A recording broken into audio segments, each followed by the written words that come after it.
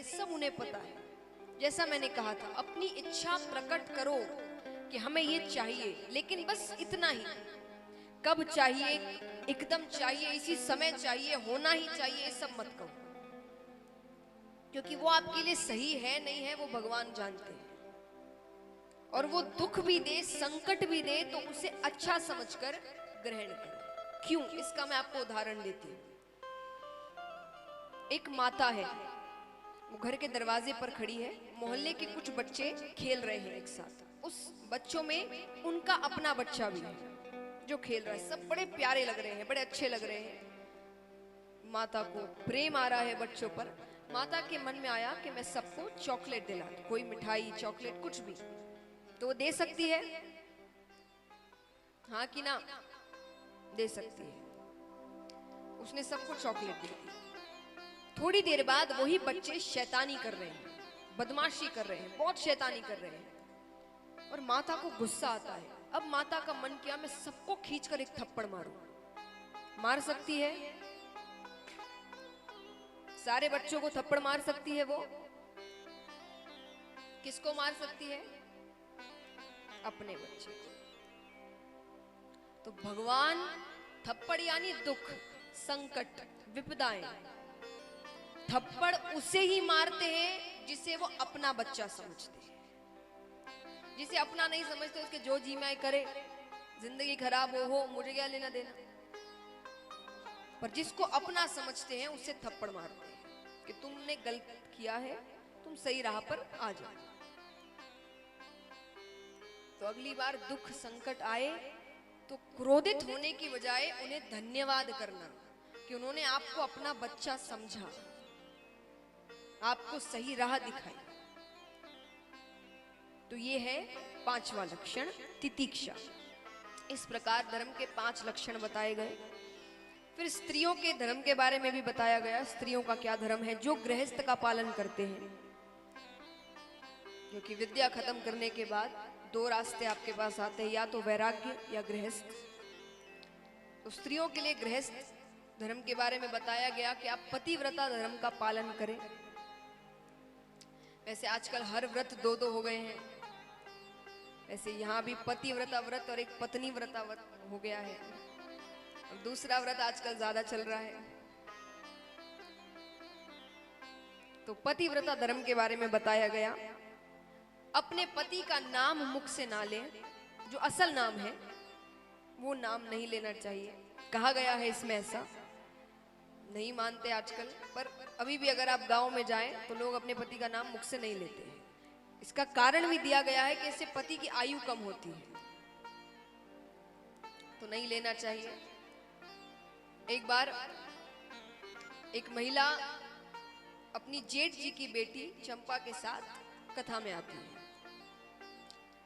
महाराज जी कथा कह रहे थे। अब कथा के बीच में जैसे भजन होते हैं, तो महाराज जी ने भी भजन गाए। जय रघुनंदन कंस निकंदन देवकी नंदन त्वम शरण। अब सब भजन गा रहे हैं सिवाय उस महिला के। क्यों? क्योंकि उनके पति का नाम था देवकी नंदन। अब वो गा नहीं रही। अब महाराज जी की नजर उन पर पड़ती है, तो महाराज जी को थोड़ा अटपटा लगता है कि पंडाल में एक एक व्यक्ति गा रहा है सिवाय उस महिला के। थोड़ी देर बाद महाराज जी ने हाथों का इशारा किया कि तुम भी गाओ। महिला को लगा कि महाराज जी ने भी मुझे देख लिया। तब वो कुछ देर बाद गाती है चंपा को देखते हुए कि जय रघुनंदन कंस निकंदन चंपा के चाचा त्वम शरण। अभी दृश्य भगवान देखते हैं तो ऊपर हंसने लग जाते हैं। लक्ष्मी जी पूछती क्या हुआ? भगवान कहते मेरे भक्तों ने मुझे कई नाम दिए हैं, पर आज एक नया नाम मिल गया, चंपा के चाचा। विनोद की बातें हैं, पर ये धर्म के बारे में बताया गया कि अपने पति का नाम मुख से ना ले। कोशिश करे हर वक्त मुस्कुराते हुए रहे, जो बहुत मुश्किल है। महिलाओं के लिए तो खास करके बहुत ज्यादा मुश्किल है, और जिनके घर में छोटे बच्चे हैं उनके लिए और ज्यादा मुश्किल है। पर आप जितना मुस्कुराएंगे, जितना खुश रहेंगे, आपका घर उतना खुश रहेगा, उस घर में लक्ष्मी आएगी। आप जितने क्रोधित होंगे, लक्ष्मी उतनी दूर जाएगी। लेकिन इसमें सहायता आपको करनी है कि आपको उनको खुश रखना है।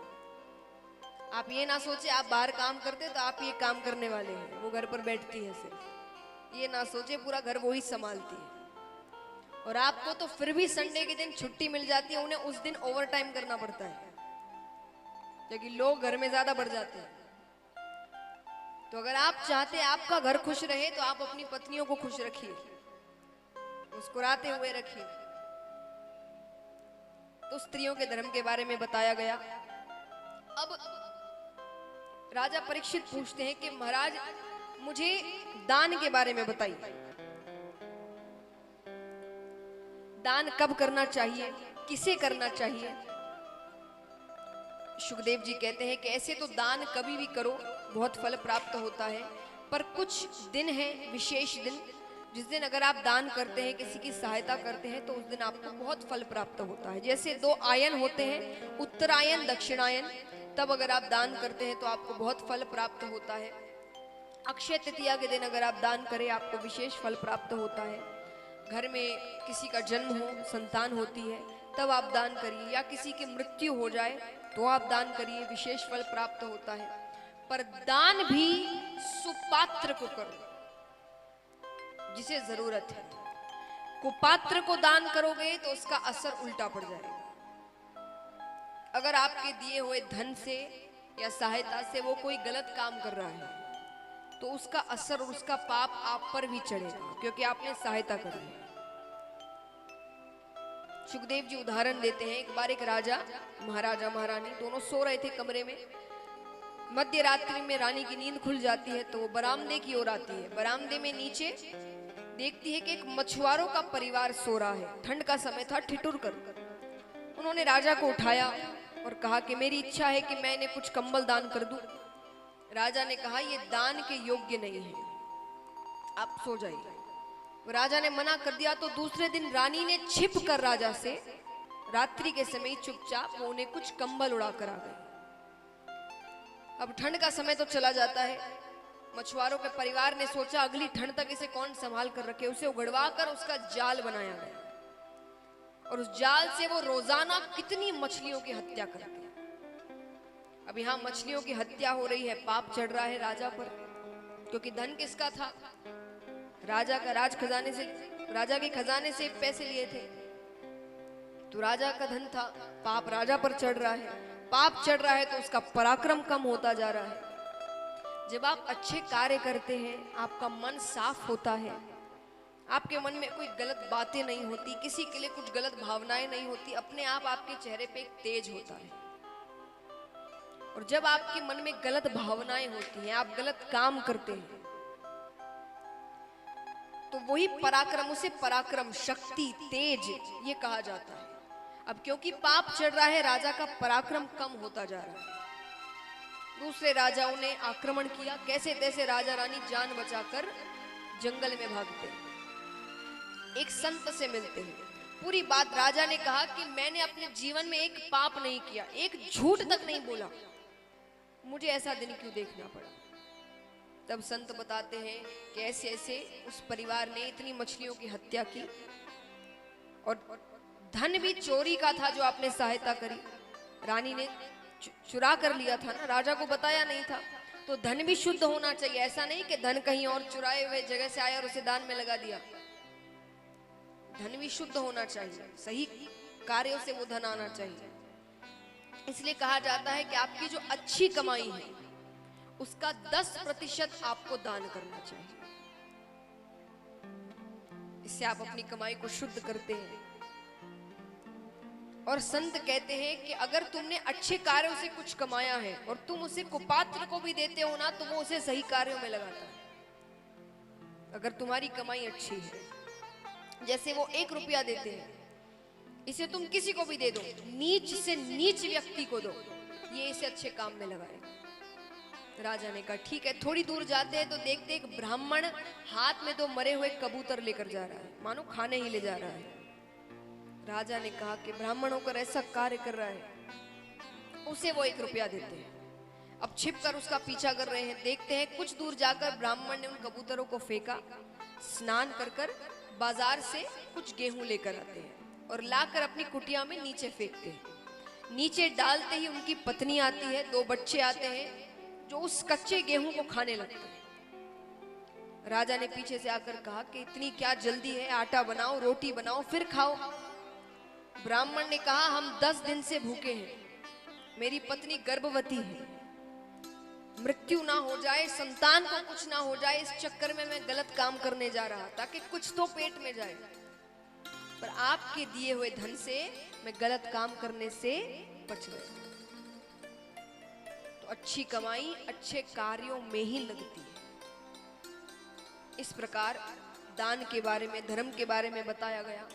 अब राजा परीक्षित कहते हैं कि प्रभु ऐसा कभी हुआ है कि किसी पशु को भगवान ने दर्शन दिए, किसी जानवर को, पशु को भगवान ने दर्शन दिए। सुखदेव जी कहते हैं त्रिकूट नामक पर्वत के पास एक सरोवर बहता था, उस पर एक हाथी अपने परिवार के साथ क्रीड़ा करने आता है, गजेंद्र नामक हाथी। और हाथी भी कैसा, सफेद हाथी जिसकी सुगंध मात्र से शेर डर कर भाग जाए। सिर्फ सुगंध से, सामने आना तो दूर की बात, सुगंध से शेर डर कर भाग जाए। वो अपने परिवार के साथ क्रीड़ा करने आता है। कभी सूंड में पानी भरकर बच्चों की ओर फेंके, बच्चे नाचने लग जाए, कभी पानी भरकर पत्नी की ओर फेंके, पत्नी शर्मा जाए। अब बीच सरोवर में एक ग्राह आता है। ग्राह यानी मगरमच्छ। मगरमच्छ आकर गजेंद्र के पैरों को पकड़ता है। अब पैरों को पकड़ा तो गजेंद्र तो अहंकार में कि मैं इतना शक्तिशाली गजेंद्र, ये छोटा सा ग्राह मेरा क्या बिगाड़ लेगा। ग्राह यानी काल, मृत्यु, गजेंद्र यानी हम। काल सबसे पहले आकर आपके पैरों को ही पकड़ता है। काल यानी कि समय निकट आ रहा है। कहते ना पैरों में दर्द रहने लग गया है, ज्यादा चला नहीं जाता, सीढ़ियां नहीं चढ़ी जाती, समझ लेना काल ने पैरों को पकड़ लिया, अब सुधर जाओ। पर हम गजेंद्र जैसे, हम सोचते ये मेरा क्या बिगाड़ लेगा। गजेंद्र भी यही सोचता है कि क्या कर लेगा। लेकिन ग्राह पानी का पशु है, पानी में रहते रहते उसकी शक्ति तो बढ़ती ही रहती है, और गजेंद्र पानी का पशु नहीं है तो उसकी शक्ति कम होती जा रही है। अब वो धीरे धीरे गजेंद्र को पानी के बीच में खींच रहा है। अब जब बहुत अंदर जाने लगता है गजेंद्र, तब अपनी पत्नी को पुकारता है कि मेरी रक्षा करो, मैंने तुमसे इतना प्रेम किया है, तुम्हारे लिए क्या नहीं किया। पत्नी ने कहा आ तो जाऊं आपको बचाने, लेकिन क्या पता वो आपके पैरों को छोड़कर मेरे पैरों को पकड़ ले, मैं नहीं आ सकती। बच्चों से कहा तुम तो मेरी सहायता करो, तुम्हारे लिए मैंने अपने सपने त्याग दिए। बच्चों ने कहा पिताजी चिंता मत करिए, आपका सारा काम अच्छे से करेंगे, पैसों की कमी नहीं रखेंगे। रिश्तेदारों से कहा, सबको बुलाते हैं, कोई मदद करने नहीं आ रहा, इस डर से कहीं उसका पैर छोड़कर हमारे पैर ना पकड़े। फिर इतनी सी सूंड जब बाहर रह जाती है, कहते ना जब कोई जब सबसे हार जाते हो तब भगवान की याद आती है। पहले काम के समय बड़े बड़े सेठों के पास जाएंगे, इधर उधर फोन लगाएंगे, इससे काम करवाएंगे, पर जब हर जगह से हार जाते हो तब भगवान की याद आती है कि अब आप संभालिए, मैंने जितना करना था कर लिया, अब मेरे बस की बात नहीं। तो जब इतनी सी सूंड बाकी रह जाती है तब वो पुकारता है, हे परम पिता परमेश्वर मेरी रक्षा करो, हे द्वारिका के नाथ मेरी रक्षा करो।